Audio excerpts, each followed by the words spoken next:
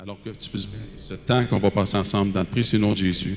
Amen. Donc, Luc, chapitre 9, versets 49 à 62. Luc, chapitre 9, versets 49 à 62. Et voici la lecture du Seigneur, de la parole plutôt. Vous allez voir ces trois sections qui semblent un peu disparates, mais on va pouvoir en tirer des conclusions, de retirer certains principes que le Seigneur nous enseigne à ses disciples également.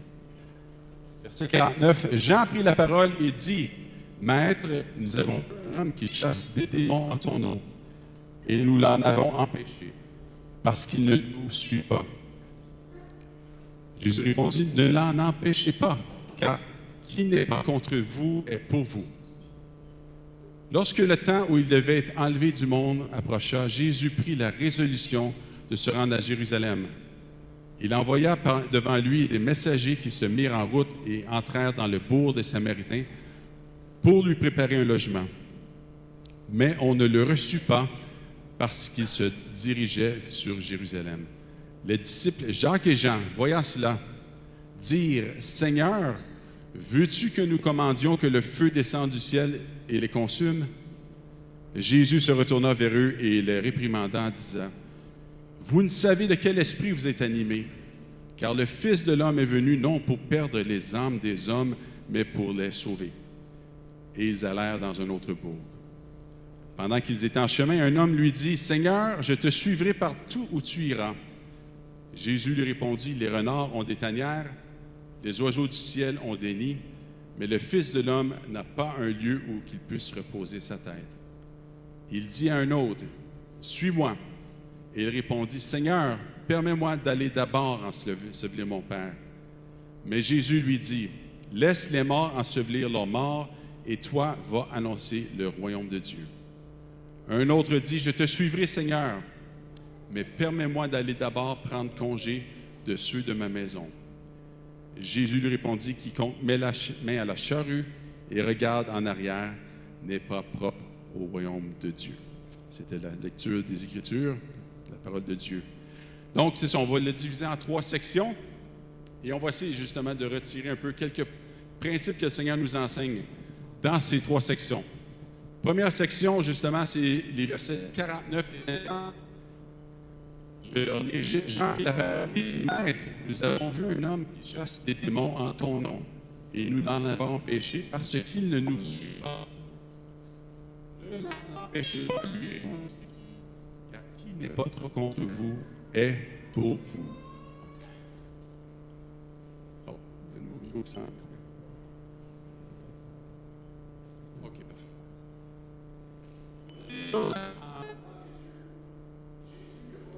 Un ton de reproche envers Jean, parce que les disciples étaient toujours en ce temps qu'il lui reste pour les enseigner. Donc, mais ce qu'on peut retirer de ça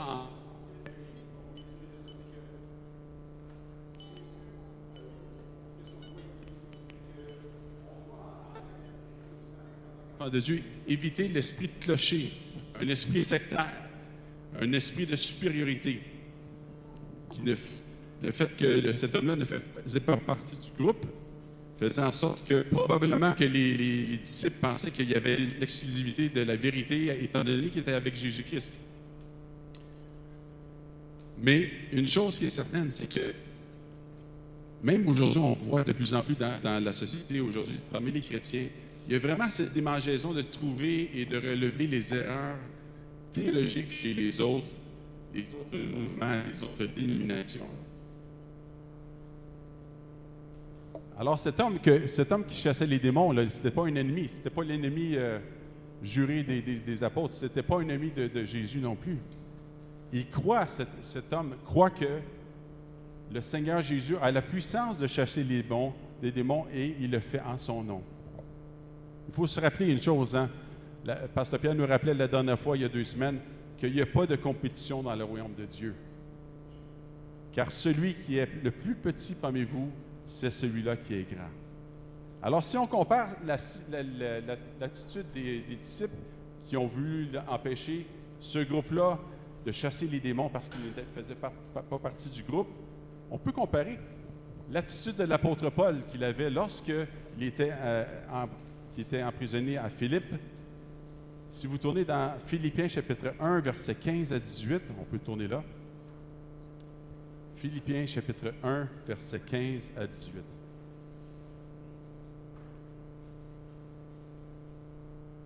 Rappelons-nous que l'apôtre Paul est emprisonné, enchaîné.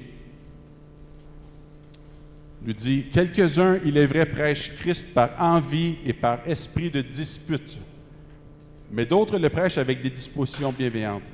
Ceux qui agissent par amour, sachant que je suis établi pour la défense de l'Évangile, tandis que ceux-là, animés d'un esprit de dispute, annoncent Christ par des motifs qui ne sont pas purs et avec la pensée de me susciter quelques tribulations dans mes liens. Qu'importe, de toute manière, que ce soit pour l'apparence, que ce soit sincèrement, Christ n'est pas moins annoncé. » Amen. Je m'en réjouis et je m'en réjouirai encore. L'apôtre Paul se réjouit même du fait que ces gens-là qui prêchaient de façon jalouse, de façon avec un esprit de dispute, l'apôtre Paul avait cette conviction, même si c'était à son détriment, Jésus-Christ était prêché, Jésus-Christ était annoncé. Et probablement qu'il y avait des effets même dans des gens qui venaient au Seigneur. Et il ajoute en disant, « Je m'en réjouis et je m'en réjouis encore. » Donc, on peut retenir une chose, c'est qu'il peut y avoir des divergences théologiques. Néanmoins, Christ est prêché et les captifs sont libérés. Est-ce qu'on se réjouit alors qu'on entend parler des conversions dans d'autres mouvements d'Église? Ou existe-t-il un sens de justice propre, de jalousie ou d'un esprit de rivalité en raison de certains points de doctrine, de façon d'exercer le ministère différent des nôtres? Et puis ça nous arrive souvent. Puis j'avoue, moi, je suis le premier, ça m'arrive aussi d'avoir cet esprit pharisaique des fois. Puis je dois demander souvent pardon au Seigneur. À qui appartient l'Église? Qui va bâtir l'Église? C'est le Seigneur qui va bâtir l'Église. Il va bâtir son Église jusqu'à temps qu'il revienne. Et il l'a promis, ça. Oui, il y a de la place pour enseigner, pour corriger, pour reprendre, mais que ce soit fait en nous attachant davantage à la parole de Dieu qui contient tout le conseil de Dieu. Donc, vous savez, hein, c'est ça, il y a des gens, malheureusement, puis ça apporte, je trouve, même des fois un reproche au nom du Seigneur.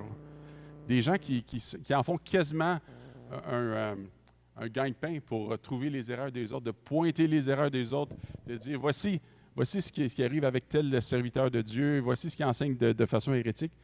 C'est juste ça qu'ils enseignent. Non, le Seigneur nous enseigne plutôt à enseigner qu'est-ce que la parole de Dieu enseigne pour son peuple. Qu'est-ce que Dieu veut dire à son peuple ce matin? Alors, c'est ça. Si on s'attache à la parole de Dieu, on va enseigner tout le conseil de Dieu. Puis en même temps, Dieu va même nous corriger de nos propres fautes, de ce qu'on va enseigner également. Donc, important de ne pas avoir cette justice propre, comme les disciples semblaient l'avoir, mais qu'on puisse s'attacher à la parole de Dieu et de dire, si quelqu'un enseigne quelque part ailleurs, peut-être que sa doctrine est différente, mais merci Seigneur si les gens viennent au Seigneur. Amen. Deuxième section, versets 46 à 50. Ici, on va voir vraiment une leçon de miséricorde et de compassion. Je vais le relire. « Lorsque le temps où il devait être enlevé du monde approcha, Jésus prit la résolution de se rendre à Jérusalem. Il envoya devant lui des messagers qui se mirent en route et entrèrent dans un bourg de Samaritains pour lui préparer un logement. Mais on ne le reçut pas parce qu'il se dirigeait sur Jérusalem. Les disciples Jacques et Jean, voyant cela, dirent, « Seigneur, veux-tu que nous commandions que le feu descende du ciel sur les hommes et les consume? » Jésus se tourna vers eux et les réprimanda. « Vous ne savez de quel esprit vous êtes animés, car le Fils de l'homme est venu non pour perdre les âmes des hommes, mais pour les sauver. » Et alors ils allèrent dans un autre bourg. Le premier verset, le verset 51, lorsque ça dit « Jésus prit la résolution de se rendre à Jérusalem », la version Darby va l'indiquer de cette façon ici. que Jésus dressa sa face résolument pour aller à Jérusalem. Alors Jésus a pris la décision ferme, le regard fixé vers l'avant. Il savait ce qu'il attendait à Jérusalem. Ce n'était pas une partie de plaisir. Il n'y avait plus de retour en arrière. La semaine passée, on a entendu Pasteur Emmanuel parler sur la transfiguration sur la montagne. Mais il n'y aura pas de retour vers le monde de transfiguration. Il savait qu'il devait passer par la croix avant de retrouver la couronne. Il savait qu'il devait passer à Jérusalem, passer à la croix avant de retrouver la gloire qui avait été auprès du Père avant que le monde fût. Mais c'était nécessaire, il devait passer par la souffrance, il devait passer par la moquerie. Jésus sait ce qu'il attend, en d'autres mots. Qu'est-ce qu'il attend? La trahison de Judas, la souffrance, il va être battu, moqué, crucifié, il va boire la coupe de la colère de Dieu. Notre péché qui va tomber sur lui, pour nous, et la séparation d'avec le Père sur la croix. Réfléchissez quelques instants, c'est quoi? Tout ce qu'il doit subir. Et rappelez-vous, c'est tout le péché des hommes qui est transféré sur ses épaules. Il n'a jamais péché, mais il a été fait péché pour nous. Et cette séparation d'avec Dieu, sa séparation avec le Père céleste, lui, il a toujours vécu en parfaite harmonie avec Dieu, son Père, depuis l'éternité des éternités. Maintenant, il s'en va à la croix, et en tant qu'homme maintenant, c'est quoi? Il doit affronter pour la première fois cette coupure de la relation avec son Père. Ça doit être terrible, parce que lui, sa volonté, c'est de faire la volonté de son Père, c'est la volonté puis la communion avec son Père. Il se rencontrait constamment et en tout temps avec lui. Donc, quel châtiment qu'il devait vivre. Mais il savait, il devait aller en avant de vivre tout ça pour nous. Ça nous rappelle le serviteur souffrant dans Ésaïe, chapitre 50, verset 7. On peut le lire aussi. Le Ésaïe, chapitre 50, verset 7. On va lire à partir du verset 4. Puis on va voir que quand on s'est dit qu'il dressa sa face résolument pour aller à Jérusalem, ça a un background aussi dans les Écritures. Ésaïe, chapitre 50, versets 4 à 7. « Le Seigneur, l'Éternel, m'a donné une langue exercée, pour que je sache soutenir par la parole celui qui est abattu. Il éveille chaque matin, il éveille mon oreille pour que j'écoute comme écoutent les disciples. Le Seigneur, l'Éternel, m'a ouvert l'oreille, et je n'ai point résisté. Je ne me suis point retiré en arrière. » Et voici le verset 6 et 7. « J'ai livré mon dos à ceux qui me frappaient, la souffrance qui l'attend, et mes joues à ceux qui m'arrachaient la barbe. Je n'ai pas dérobé mon visage aux ignominies et aux crachats. » En passant, quand on lit ça, après ça, les gens disent que ceux qui ne croient pas que le Seigneur a été annoncé d'avance, il y a tellement de versets dans les Écritures qui nous montrent que Jésus a été annoncé d'avance. Verset 7, « Mais le Seigneur, l'Éternel, m'a secouru. C'est pourquoi je n'ai pas été déshonoré. C'est pourquoi j'ai rendu mon visage semblable à un caillou, sachant que je ne serai pas confondu. Celui qui me justifie est proche. Qui disputera contre moi? Comparaissons ensemble. Qui est mon adversaire? Qui s'avance vers moi? Voici le Seigneur, l'Éternel, me secourra. Qui me condamnera? » Donc, la raison pour laquelle le Seigneur était déterminé, c'est qu'il savait qu'il ne serait pas confondu par son Père. Au contraire, qu'il serait secouru par l'Éternel. Alors, la raison pour laquelle il était tellement déterminé à aller jusqu'à la croix, jusqu'à Jérusalem, c'était justement pour ça. Parce qu'il savait que son plan, le plan de Dieu devait être réalisé. Ici, dans le même verset aussi, le verset 51, « Lorsque le temps où il devait être enlevé du monde », ce mot-là, « enlevé », vient aussi nous parler de sa mort, mais surtout plus spécifiquement de sa résurrection et de son ascension, sa glorification. Le même mot en grec est utilisé en termes verbal dans Actes 1 et 2 et 1 Timothée chapitre 3, verset 16, pour mentionner que c'est vraiment sa glorification et son retour vers le Père. Donc, lorsque le temps devait arriver, il devait être enlevé pour aller retourner à son Père. Ce qui nous rappelle Hébreux chapitre 12, j'ai beaucoup de versets ce matin, Hébreux chapitre 12, versets 2 et 3, nous rappelle aussi ce qui a fait en sorte qu'il a gardé ce focus, la motivation, la résolution d'aller de l'avant jusqu'au bout.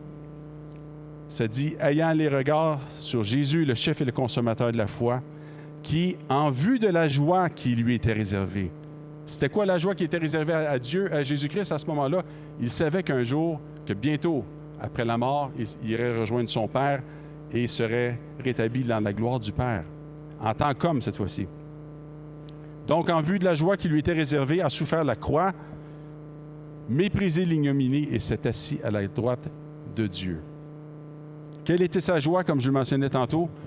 De retourner dans la gloire, mais également de considérer que son œuvre susciterait une postérité de croyants justifiés. Encore là, je vous demande de tourner dans un autre passage. Donc, je répète, quelle était sa joie de retourner dans la gloire, mais également de considérer que son œuvre susciterait une postérité de croyants justifiés. Si on peut lire dans le merveilleux chapitre d'Ésaïe, chapitre 53, versets 10 et 11. Il a plu à l'Éternel de le briser par la souffrance. Après avoir livré sa vie en sacrifice pour le péché, il verra une postérité. Voilà. Il verra une postérité et il prolongera ses jours. Donc, c'est sûr qu'il va vivre éternellement. Et l'œuvre de l'Éternel prospérera entre ses mains. À cause du travail de son âme, à cause de l'œuvre de Jésus-Christ, il rassasiera ses regards. Par sa connaissance, mon serviteur juste justifiera beaucoup d'hommes et il se chargera de leurs iniquités. Je vais la lire aussi en version Darby, qui nous dit « Mais il plut à l'Éternel de le meurtrir, il l'a soumis à la souffrance. S'il livre son âme en sacrifice pour le péché, il verra une semence. » En d'autres mots, il va voir une postérité. Le fruit de son travail sur la croix, le fruit de son travail de sa vie sans péché, parfaitement obéissante à Dieu, c'est qu'il va voir une postérité. Il va prolonger ses jours et le plaisir de l'Éternel prospérera en sa main. Et verset 11 qui dit « Il verra du fruit du travail de son âme et il sera satisfait. » Quel est le fruit du travail de son âme? C'est cette postérité que Dieu lui a accordée en mourant sur la croix. Alors, vous voyez la raison pour laquelle Jésus était déterminé d'aller jusqu'à Jérusalem, jusqu'à la mort, jusqu'à la croix, jusqu'à l'ignominie, jusqu'à être battu de verge, être rejeté. C'était la raison pour laquelle, parce qu'il nous voyait aussi. Il voyait chacun d'entre nous qui placerait notre confiance en Jésus-Christ. Et c'est la raison pour laquelle il savait qu'il était pour avoir cette postérité. Il pourra se réjouir dans la présence de Dieu alors qu'il retournera dans la gloire. Et ce qui est merveilleux, c'est que lorsqu'il était glorifié, rappelons-nous, tous les gens qui ont été justifiés, pardonnés, où sommes-nous maintenant? Dans l'esprit? En esprit? Comment? C'est ça, on est aussi ressuscité et on est placé en lui. On est déjà dans la présence de Dieu spirituellement parlant. C'est notre position. Donc, si on continue dans ce passage-là, les messagers sont envoyés pour préparer un logement pour Jésus. On ne le reçut pas. Pourquoi? Est-ce que quelqu'un peut me dire pourquoi ils n'ont pas été reçus? Pardon? Parce qu'ils s'en allaient à Jérusalem. Mais qu'est-ce que ça change le fait qu'ils s'en vont à Jérusalem? Pour quelle raison, d'après vous, ils l'ont rejeté parce qu'ils s'en allaient à Jérusalem? Parce que c'était des Samaritains. Et qu'est-ce qu'il y avait, les Samaritains, avec les Juifs? C'est ça, il y avait une haine viscérale entre Samaritains et Juifs. Les Juifs considéraient que les Samaritains étaient impurs, qu'ils s'étaient mariés avec d'autres nations. Puis il y avait aussi cette dispute aussi du culte ou du lieu d'adoration, Mont Garizim versus à Jérusalem. Et donc, c'était pour ça que les Samaritains ne voulaient pas aider les pèlerins juifs à se rendre à Jérusalem. Donc, ici, dans ce cas-là, il faut mettre un point, c'est que ce n'est pas le rejet du Messie. C'est tout simplement que En tant que Juifs, les Samaritains ne veulent pas que avantager que les Juifs, les pèlerins juifs puissent se rendre à Jérusalem. Tandis que Jésus disait qu'il y a quelques versets un peu plus tôt, on l'a vu il y a quelques semaines, où les disciples seraient envoyés pour aller prêcher, puis il disait que si vous êtes reçus, OK, entrez chez eux, mais si vous n'êtes pas reçus, bien, secouez les pieds de vos pieds. Secouez plutôt la poussière de vos pieds. En d'autres mots, c'est que si le Messie était rejeté, bien, on passe à autre chose aussi. Donc, Jacques et Jean posent la question, veux-tu que nous commandions que le feu du ciel descende et les consume? Rappelez-vous que ça, c'est aussi un précédent dans l'Ancien Testament, avec Élie, mais pas dans les mêmes circonstances. Vous pourrez le lire, ça, on ne rentrera pas dans les détails, mais dans 2 Rois, chapitre 1. Jacques et Jean ont un zèle. Ils ont un zèle amer, ils ont un zèle sans compassion. Ils ont probablement même un esprit de vengeance et de destruction aussi. Écoute, faire tomber la foudre sur les gens pour qu'ils soient détruits, c'est quand même assez radical. Mais alors, le Seigneur les réprimande dans ce cas-ci, parce qu'il leur rappelle la raison de sa mission sur terre, la raison pour laquelle il s'en va vers Jérusalem actuellement. Il répète en disant, « Car le Fils de l'homme est venu non pour perdre les âmes des hommes, mais pour les sauver. » C'est encore une fois sa mission d'aller jusqu'à Jérusalem. C'est la raison pour laquelle il est résolu d'y aller. La miséricorde envers les hommes est au centre de la mission de Jésus et il se dirige vers la croix. Jacques, Jean, qu'on va appeler plus tard les fils du tonnerre, justement, les disciples et nous tous aussi, on est appelés à entrer dans la même mission de miséricorde, de compassion. Parce que, il faut se rappeler, oui, il va y avoir un jour, à la fin des temps, il va y avoir un moment où il va y avoir un jugement pour les vivants et les morts. Mais aujourd'hui, encore aujourd'hui, tant qu'on peut dire que c'est encore aujourd'hui, c'est encore jour de grâce. D'ailleurs, en raison de la miséricorde, de l'amour et de la compassion de Jésus pour venir sauver ce qui était perdu, rappelez-vous que Jésus a fait une rencontre dans Jean chapitre 4, une rencontre merveilleuse avec la Samaritaine au bord du puits. C'est à elle, à une Samaritaine, à une dame que les Juifs méprisaient, ce peuple méprisait, que Jésus va révéler sa messianité. Il va le dire, il va s'approcher, il va dire, « Je le suis, toi qui te parles. » Ça a transformé la vie de cette femme-là. Elle est partie et elle a évangélisé sa région. Donc, ce n'était pas le temps. Ce n'était pas le temps du jugement pour la Samarie. On se rapporte dans Actes chapitre 8, la même chose.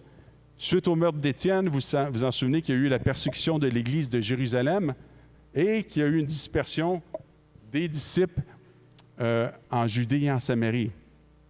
Ce qui semblait une épreuve devient une opportunité en même temps. Donc, cette épreuve de persécution fait en sorte que les disciples saisissent l'occasion pour aller prêcher l'Évangile ailleurs aussi, dans les autres régions. Et ce qui arrive, c'est que Philippe va prêcher la bonne nouvelle, va prêcher le Christ en Samarie. Et ça nous dit au verset 6, dans le chapitre 8 d'Actes des Apôtres, que des foules tout entières étaient attentives. Et après, une fois que l'Église de Jérusalem a su que l'Évangile avait été reçu, que la parole avait été reçue parmi les Samaritains, ils ont envoyé Pierre et Jean pour constater et pour les envoyer pour que les Samaritains qui ont été convertis reçoivent le Saint-Esprit. Donc, il y avait peut-être des gens en passant que Jacques et Jean auraient voulu faire flamber, qui ne se seraient pas convertis s'ils avaient suivi leur propre zèle. Donc, Jésus y allait en disant, notre mission, c'est une mission de miséricorde, de salut et de compassion. Jean, fils du tonnerre, n'avait pas fini sa formation avec le Seigneur en tant que disciple. Il a été tellement transformé par le Seigneur au cours du temps, il a vu aussi le Seigneur mort, ressuscité, glorifié, il a reçu le Saint-Esprit, puis il a été éventuellement, si on s'en souvient, il a été appelé comme l'apôtre de l'amour. Hein? Donc, du Fils du tonnerre à l'apôtre de l'amour. Lisez ses épîtres et même l'Évangile de Jean, axé sur l'amour de Dieu, l'amour du Père, l'amour de Jésus-Christ aussi. Donc, notre Dieu est un Dieu de miséricorde, un Dieu de compassion. Et on peut tourner dans Michée chapitre 7, Michée chapitre 7, versets 18 et 19, qui nous dit de façon merveilleuse comment est-ce que Dieu est un Dieu de compassion. Michée chapitre 7, versets 18 et 19 nous dit « Quel Dieu est semblable à toi, qui pardonne l'iniquité, qui oublie les péchés du reste de ton héritage. Il ne garde pas sa colère à toujours, mais il prend plaisir à la miséricorde. Il aura encore compassion de nous. Il mettra sous ses pieds nos iniquités. Tu jetteras au fond de la mer tous leurs péchés. » Alors, il ne garde pas sa colère à toujours, car il prend plaisir à la miséricorde. Ça, c'est notre Dieu. Et en terminant, on va y aller avec la troisième section que je vais relire aussi. Ça, on peut dire que c'est vraiment une leçon de la vie de disciple. Versets 57 à 62. Pendant qu'ils étaient en chemin, un homme lui dit, « Seigneur, je te suivrai partout où tu iras. » Jésus lui dit, « Les renards ont des tanières et les oiseaux du ciel ont des nids, mais le Fils d'un homme n'a pas un lieu où il puisse reposer sa tête. » Il dit à un autre, « Suis-moi. » Et il répondit, « Seigneur, permets-moi d'abord d'aller ensevelir mon Père. » Mais Jésus lui dit, « Laisse les morts ensevelir leurs morts, et toi, va annoncer le royaume de Dieu. » Un autre dit, « Je te suivrai, Seigneur, mais permets-moi d'aller d'abord prendre congé de ceux de ma maison. » Jésus lui répondit, « Quiconque met la main à la charrue et regarde en arrière n'est pas propre au royaume de Dieu. » Si on fait la comparaison avec Matthieu chapitre 8, versets 19 à 22, on s'aperçoit que selon ce qui est raconté par Matthieu, le premier qu'on dit ici, là, « Seigneur, je te suivrai partout où tu iras », ce serait un scribe. Mais ce scribe-là semble vraiment déterminé à suivre le Seigneur. « Je vais te suivre partout où tu iras. » Il est sûr de lui-même et en ses capacités. De le faire par ses propres forces, fort probablement. Mais il n'a sûrement pas évalué ce que la vie de disciple en cours. On pourrait dire qu'il est un peu semblable à un personnage qu'on connaît bien des Écritures. Est-ce que ça vous rappelle quelqu'un des Écritures qui était un peu comme lui, qui est un peu téméraire? Hein, l'apôtre Pierre, justement, vous n'avez pas besoin de tourner mais dans Luc chapitre 22, versets 33 et 34, il nous dit, « Seigneur, il dit, Pierre, je suis prêt à aller avec toi et en prison et à la mort. » Et Jésus dit, « Pierre, je te le dis, le coq ne chantera pas aujourd'hui que tu n'aies nié 3 fois de me connaître. » Alors, il y a vraiment cette similitude. Pierre, on se souvient, il a renié vraiment son maître, mais il a été rétabli par le Seigneur Jésus. Le Seigneur Jésus, à qui tout appartient, s'est dépouillé de sa gloire, on peut le voir dans Philippiens chapitre 2, et n'a même pas un endroit qui lui appartient en tant que Dieu fait homme. Donc, ce Dieu créateur, ce Dieu de l'univers, ce Dieu qui a tout créé, ce Dieu à qui tout appartient, en tant qu'homme, plus rien ne lui appartient. Il s'est dépouillé jusqu'à plus rien lui appartenir, et même mourir à la mort, à la croix, jusqu'à la mort de la croix, avec plus rien même sur lui, nu. Quelle humiliation, mais aussi quelle humilité. Rappelons-nous une chose, que même si on dit « Seigneur, je vais te suivre partout où tu iras », il est impossible de suivre Jésus par nos propres forces. Si on regarde le second qui vient vers le Seigneur, là, c'est le Seigneur qui vient l'inviter, qui lui dit « Suis-moi ». La réponse, permets-moi d'abord. Donc, quelle est sa priorité? C'est d'aller enterrer son Père. Il suivra Jésus seulement une fois que son Père sera mort. Ça pourrait sembler une cause qui est valable, qui est noble, mais il faut se rappeler une chose, que son Père n'était pas mort, ou son Père n'était pas mourant. Parce que les Juifs enterraient leur mort dans les 24 heures selon la tradition. Comme je le dis, son Père n'était pas mort car il n'aurait pas été accompagné de Jésus. Puis probablement que selon certains commentateurs, c'est qu'il voulait attendre la mort de son père et possiblement son héritage également. Alors la réponse que le Seigneur lui donne, laisse les morts, donc en d'autres mots, laisse les morts qui sont spirituellement morts ensevelir leurs morts et toi, suis-moi et va annoncer le royaume de Dieu. Cet homme-là, probablement qu'il était attaché au bien de la terre. Mais le Seigneur lui dit, toi, va annoncer le royaume de Dieu. Puis s'il obéit s'il obéit à ce que le Seigneur lui dit, en ce faisant, cet homme-là va répondre à ce qui est le plus prioritaire pour son père qui éventuellement va mourir. Mais son père a d'abord et en premier lieu besoin de connaître Jésus-Christ et le royaume de Dieu qu'ils ont le plus besoin, en d'autres mots. Donc, par la suite, il pourra ensevelir son père qui venait à la repentance au moment venu. Si cet homme-là se concentre sur ce que le Seigneur lui demande de faire, rien ne lui empêchera d'aller l'ensevelir au moment venu, en d'autres mots. Puis Matthieu 8, encore, quand on fait le parallèle, ça indique que c'est d'entre les disciples. Donc, cette personne-là que Jésus dit « Suis-moi », c'est probablement un qui était d'entre les disciples de Jésus. Si c'est le cas, probablement que ce disciple-là aurait décidé de répondre aux instructions du Seigneur et de suivre Jésus. Et le troisième qui dit, je vais retourner dans le verset, « Je te suivrai, Seigneur, mais permets-moi d'aller d'abord prendre congé de ceux de ma maison. » Encore une fois, je te suivrai, Seigneur, mais, il y a encore le « mais » ici. Permets-moi d'abord, il y a encore la question de priorité. La priorité, c'est d'aller prendre congé de sa famille. Celui-ci ne semble pas prêt à suivre le Seigneur. Il y a d'autres priorités plus importantes. Le Seigneur nous dit, puis qu'il dit, quiconque met la main à la charrue et regarde en arrière n'est pas propice ou n'est pas propre au royaume de Dieu.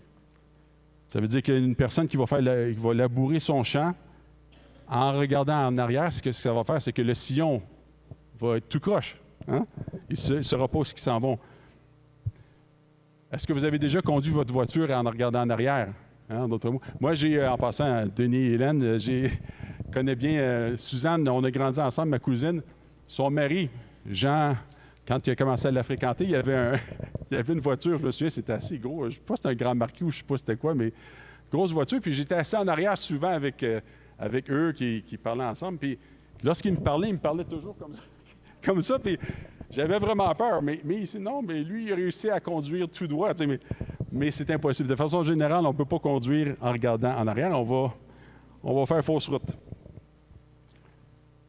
Ça nous rappelle une chose, c'est que même, on peut voir aussi dans l'Ancien Testament, Élisée est arrivé à un moment où Élie lui a demandé, lui a donné son manteau pour prendre la relève, en d'autres mots. Lui, Élisée, ce qu'il a fait, il n'a pas regardé en arrière, il a tout simplement dit, il a quitté ses bœufs, il a salué sa famille, puis après ça, ce qu'il a dit à la fin, il dit, je vais te suivre, je vais être à ton service. C'est de cette façon-là que Dieu nous appelle à le servir.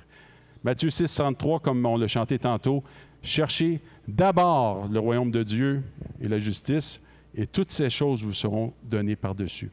Donc, ce n'est pas, je vais d'abord aller m'occuper de mes choses, puis je vais te suivre par la suite. Mais cherchez d'abord le royaume de Dieu. Jonathan Edwards nous dit, la recherche du royaume de Dieu est la principale activité de la vie chrétienne. Je répète, la recherche du royaume de Dieu est la principale activité de la vie chrétienne. Si vous vous souvenez aussi, il y a quelques semaines, on a parlé que Jésus, il dit, si quelqu'un veut me suivre, c'est quoi les 3 mots qu'il dit? Qu'il renonce à lui-même, qu'il se charge de sa croix et qu'il me suive. Renoncer à nous-mêmes, se charger de sa croix et qu'il me suive. Mais la première chose pour renoncer à nous-mêmes, il faut qu'on connaisse Jésus-Christ aussi. C'est le premier pas. Renoncer à nous-mêmes, oui, c'est sûr, c'est d'abandonner tout ce qui n'est pas de lui aussi. Le péché, les mauvaises habitudes, le temps qu'on perd pour diverses choses, le fait qu'on ne rachète pas le temps. Mais en même temps, c'est de vivre, plutôt d'abandonner notre propre raisonnement, d'abandonner ce qu'on croit qui est vrai et de vivre de toute parole. Donc, la parole de Dieu nous donne la vie. Ça dit, l'homme ne vivra pas de pain seulement, mais de toute parole qui sort de la bouche de Dieu. Alors, si on dit, bien là, Seigneur, je vais prendre tout simplement tout ce que tu dis, je vais renoncer à tout ce que je pense, mais là, le Seigneur va vraiment se manifester envers nous. Et Pasteur Jeff avait souvent l'habitude aussi de nous citer ce merveilleux proverbe qui dit dans Proverbe chapitre 3, versets 5 et 6, « Confie-toi en l'Éternel de tout ton cœur et ne t'appuie pas sur ta sagesse. » Voici une façon de renoncer à nous-mêmes. « Reconnais-le dans toutes tes voies et il aplanira tes sentiers. » Donc, si on mange la parole de Dieu, c'est notre sœur Carole Lemay qui disait que même dans les temps difficiles, actuellement, elle et le Normand se nourrissent de la parole de Dieu, se nourrissent, se remplissent de la parole de Dieu. Le Seigneur va aplanir les sentiers. Il va le faire pour votre fils aussi. Amen. Donc, pour prendre et porter notre croix, nous devons d'abord passer par la croix et être achetés par Christ. Donc, c'est impossible de porter notre croix, porter la croix, si on n'est pas d'abord passé par la croix. Galates 2,20 nous dit, « Je suis crucifié ou j'ai été crucifié avec Christ, ce n'est plus moi qui vis, c'est Christ qui vit en moi. » Donc, maintenant, c'est plus nous qui vivons maintenant, c'est l'Esprit de Dieu qui vit en nous, son Esprit qui est la puissance de Dieu pour le suivre, pour le servir et pour être transformé par sa parole. Une personne qui a vraiment reçu le Seigneur le suivra, peu importe les pertes. Le Seigneur, lorsqu'il a parlé à ces trois personnes-là qui sont venues à lui, à ces trois disciples potentiels, il leur a montré ce qui pouvait être le pire aussi, d'abandonner sa famille, et tout ça. Dans d'autres cas, même, il dit, même si vous aimez votre famille plus que moi, vous n'êtes pas digne, en d'autres mots, mais le but, c'est de dire, bien, je vais te suivre partout ce que tu iras, mais Seigneur, je vais aller jusqu'au bout, mais il veut nous annoncer d'avance ce que la vie de disciple veut vraiment dire. Donc, une personne qui a vraiment reçu le Seigneur le suivra, peu importe les pertes. Il y a un coût à suivre le Seigneur, puis il ne sera pas tout le même pour tous, mais certains vont même en mourir et nous devons être prêts à le suivre, coûte que coûte. 1 Timothée 4,7. Exerce-toi à la piété. L'apôtre Paul encourage Timothée. Donc, s'exercer à la piété, ça veut dire aussi que c'est un art qui se développe. Tout comme un joueur de foot ou de soccer, comme mon frère pasteur Emmanuel, passer des heures de pratique. Le pianiste qui joue, qui fait ses gammes, mon frère était beaucoup plus fidèle que moi. Hein. Mon frère faisait des gammes à répétition. Moi, j'avais tendance à tricher. Puis on voit la différence aussi. Mais plus qu'on s'exerce à faire quelque chose, plus qu'on va devenir libre aussi. Le pianiste va devenir libre dans ce qu'il va jouer.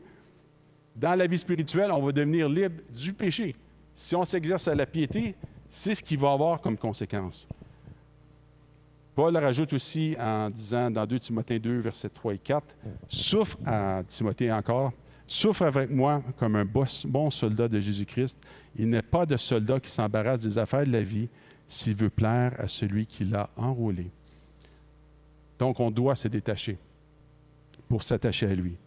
Mais rappelons-nous de cette promesse que l'apôtre Pierre nous rappelle aussi dans 2 Pierre, chapitre 2, verset 3, qui nous rappelle encore une fois qu'on ne peut pas suivre Jésus, on ne peut pas servir le Seigneur, on ne peut pas non plus devenir discipliné ou devenir de s'exercer à la piété qui aura un impact positif dans nos vies si on ne passe pas par la croix. Comme l'apôtre Pierre nous rappelle, comme sa divine puissance nous a donné tout ce qui contribue à la vie et à la piété. Donc, il nous dit, tout ce qui contribue à la vie et à la piété a été pourvu.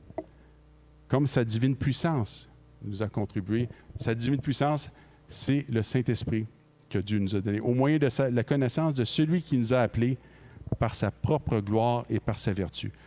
On doit commencer par la croix, on doit commencer par la connaissance de Christ, parce que tout a été pourvu. Et par la suite, Pierre nous encourage à dire, bien maintenant qu'on a tout pourvu, faisons tous nos efforts aussi à joindre la piété, à la foi à la piété, etc. Et ce que ça dit, le verset 10 dans 2 Pierre, ça dit que ça va affirmer notre vocation, ça va affirmer notre élection, et qu'on ne bronchera jamais. On va devenir de plus en plus inébranlable. Donc, en tant que disciples, retournons à la croix constamment. Retournons à Jésus-Christ. Faisons-lui connaître aussi nos besoins. Faisons-lui connaître qu'on n'est pas capable par nous-mêmes. Faisons-lui connaître aussi qu'on est incapable. Faisons-lui connaître notre faiblesse. Jésus nous le dit, l'esprit est bien disposé, mais la chair est faible. Hein? Combien ça arrive des matins ou des journées qu'on a dit, j'ai pas le goût. Je ne suis pas capable, je n'ai pas la force. Allons voir le Seigneur qui se plaît à ce que nous allions le voir et que nous fassions connaître tous nos besoins, selon Hébreux 4, verset 16. Alors, en terminant, oui, le Seigneur nous appelle à un engagement qui est sérieux, mais sans oublier qu'il faut passer par la croix. Alors, on peut réfléchir une chose. Peut-être vous êtes ici, vous dites, j'ai l'impression que je ne vis pas rien avec le Seigneur. L'apôtre Paul nous rappelle et dit, examinez vos cœurs et regardez si vous êtes dans la foi. Peut-être qu'il y en a ici. Peut-être qu'il y a des gens qui sont simplement des chrétiens nominaux, des chrétiens de nom, en d'autres mots, mais qui n'ont jamais connu le Seigneur Jésus-Christ. Peut-être qu'il y en a d'autres, peut-être que dans d'autres cas, et peut-être la majorité, on est tous coupables des fois de trop calculer, de dire qu'est-ce que ça va engager comme engagement aussi. Alors, posons-nous cette question-là. Est-ce que je suis un chrétien nominal? Si c'est le cas, venez nous voir après le culte, puis on va prier avec vous pour que le Seigneur puisse se manifester à vous. Et puis pour ceux qui ont l'impression que la vie est difficile, la vie de disciple est difficile, mais demandez au Seigneur. Le Seigneur a tout pourvu, par son esprit, par la puissance de l'esprit, par sa connaissance aussi, afin qu'on puisse le louer, l'adorer, le suivre, coûte que coûte. Et si Dieu nous appelle, peu importe ce qui va arriver, c'est lui qui va accorder encore la grâce. C'est lui qui va continuer à nous édifier. C'est lui qui va continuer à nous encourager, à nous bâtir pour qu'on puisse aller jusqu'au bout. Amen. Amen. On va terminer par un mot de prière et après ça, je vais laisser notre frère Mathieu avec un dernier chant. Merci Seigneur pour ta parole qui est riche. Merci aussi Seigneur parce que tu nous enseignes. Puis comment tu es patient. Tu as été patient avec tes disciples. Tu as été patient avec tes apôtres. Tu les as enseignés, tu les as formés, tu leur as enseigné comment vivre comme disciples. Seigneur, tu t'es manifesté aussi dans ta mort, ta résurrection. Tu t'es présenté à eux dans ta résurrection. Tu leur as accordé le Saint-Esprit. Et ces gens-là, à partir de 12 personnes, le monde a été bouleversé. Seigneur, c'est notre supplication aussi pour notre Église, c'est notre supplication pour chacun d'entre nous. Parce qu'on veut que le message puisse continuer de sortir. Puis en même temps, on veut prendre soin de ceux de l'intérieur, Seigneur Dieu, afin que, bien équipés, Seigneur, qu'ils puissent aussi connaître, qu'on puisse tous connaître aussi la vraie liberté que produit la bonne nouvelle de l'Évangile, afin qu'on puisse être libre pour servir pour l'autre, Seigneur Dieu. Alors, merci de bénir ton peuple. Merci, Seigneur Dieu, de nous encourager à aller vers toi constamment et de jamais perdre courage parce que tu es toujours avec nous et tu le seras jusqu'à la fin du monde. Tu habites en nous, Seigneur Dieu. On te prie dans le nom de Jésus. Amen. Amen.